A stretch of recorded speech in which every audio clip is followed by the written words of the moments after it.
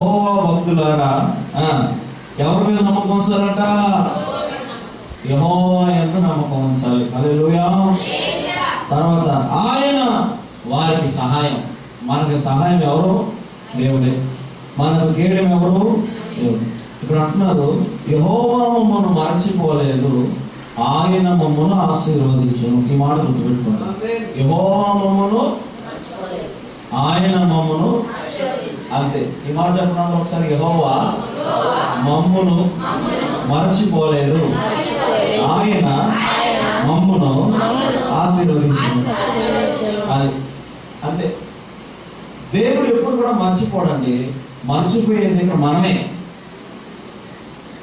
దేవుడు ఎప్పుడు మర్చిపోవడం. అందుకని వాళ్ళు ఏమంటారంటే, ఆయన మమ్మల్ని మర్చిపోలేదు. నీ పరిస్థితుల్లో ప్రభు నిన్ను మర్చిపోయాడా? ప్రభు నిన్ను విడిచిపెట్టారా? ప్రభు నీకు దూరంగా ఉన్నారా?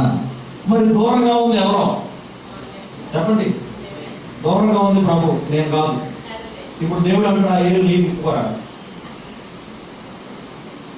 చాలా మంది దేవుడిని ఏమంటారంటే ప్రశ్నించడానికి, ఇంకా అవార్డు వేయడానికి, ఇంకా దూషించడానికి, వ్యర్థమైన మాటలు కలగడానికి ముందుగా ఉంటారు కదా.